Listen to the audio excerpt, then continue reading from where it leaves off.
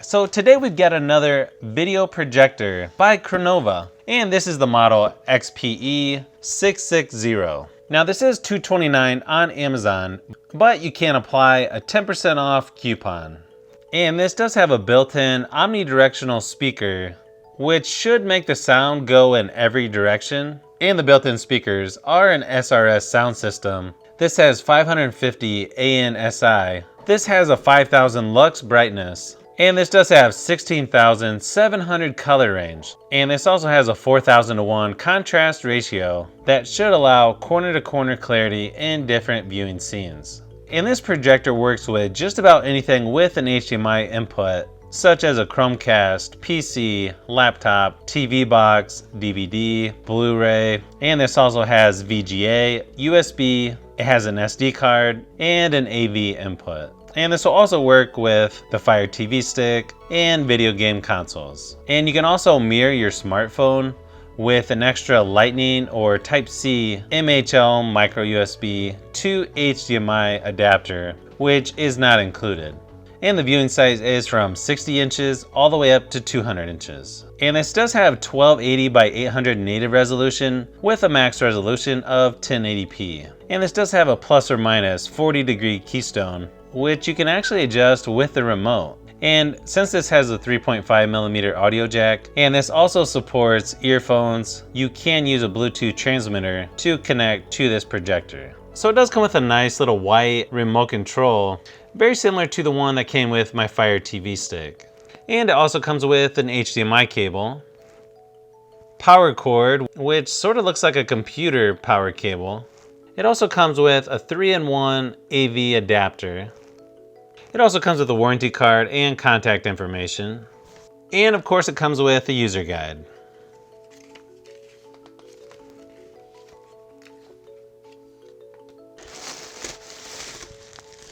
Okay, so compared to the XPE498 I just reviewed, this one is definitely quite a bit larger. Let me show you a size comparison. You can see the size difference here. It is quite a bit larger and just about twice as thick.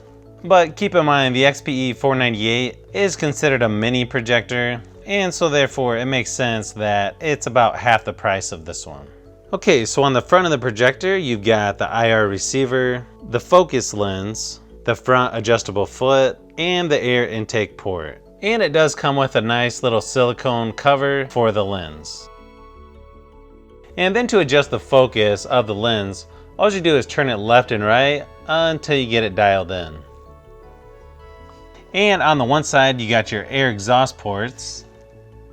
And here on the opposite side you got the AV input jack, audio jack, VGA port, and below those you've got the built-in speaker. And then on the back you've got another IR receiver, so you can use the remote control from the front or the back. Then you've got a USB port, your power switch, AC input port, and your HDMI port.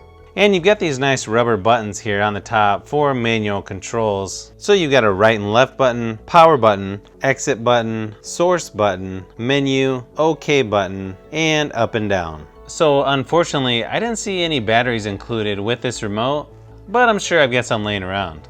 So now that I've got most of the basics out of the way, I'm gonna go hook this up now, test it out for a while, come back and give you my final thoughts.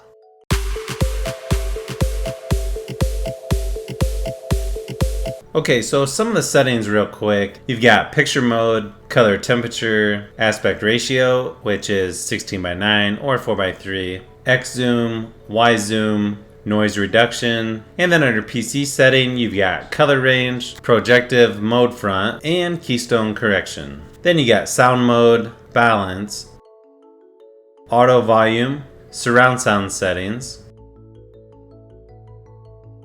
EQ, and sound source, depending on if you're going to want to use exterior speakers, which I would highly recommend.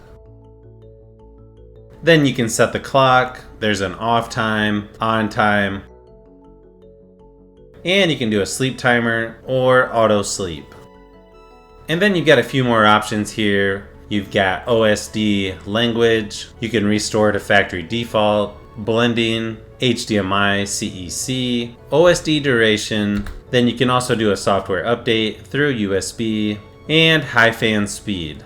And then I'll show you real quick. Here's the input sources. You've got AV, PC, RGB, HDMI 1, HDMI 2, and USB. Now I'm not sure why there's only one USB, because there are two USB ports. So you can see here is a quick look with the lights on for the projector, which honestly doesn't look that bad considering all the lights are on, but you're definitely not going to want to play this way. This definitely looks best once you turn out all the lights. As you can see here, the picture gets a lot better, and I think that's what you're going to want to do for all games if you want the best picture possible. So the nice thing is, since this has two HDMI ports, it's pretty easy just to hit S on the remote, and then you can switch from your gaming device over to something else. For instance here, I'm using a Roku, so it's a pretty convenient way to switch between devices without having to unplug and plug something else in. Now obviously, if you have more than two devices you want to hook up, you can always buy an HDMI switch.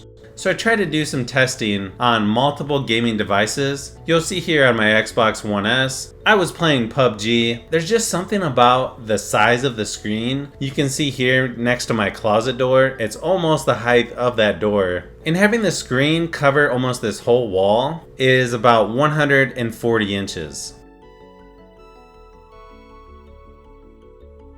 So really the only downside to this setup is I've got it pretty low to the floor. You can see my small dog here on the bottom. He's trying to tell me where to go on the map next, but he hasn't even played this game. So the good thing is you don't really feel much lag while playing. And the other thing I will point out, when you're gaming on something like this, it's not as clear as a TV. But this projector is actually pretty good. And the text is a lot more crisp or more clear than the mini home projector that I reviewed on my channel from Crenova. But again, this one's about twice as much. Now, I also tested this on my PlayStation Classic, my Super Nintendo Classic, just to see how older games would look on this projector. I was pleasantly surprised by how good it looked at this size. And like I said earlier, there's just something about playing games on a screen the size of your wall that just makes it that much more fun. Now, I didn't have an adapter to test where you can mirror the screen on your phone, but personally, I probably wouldn't buy one because I do have a Chromecast, and that's gonna do pretty much the same thing. So I know it's kind of hard to tell from this footage, considering I had no lights on in this room while showing these games. But I'd like to know what you guys think. Have you played games on a large projector like this before? And what are your thoughts on it? For me, I really like it, and I think I'm gonna start playing games on this a lot more often. So if you've made it this far into the video, you may want to say thanks by subscribing, and don't forget to give a thumbs up if this video was helpful. This is Brian from Fishbee Productions. Thanks for watching, and I'll see you on the next one.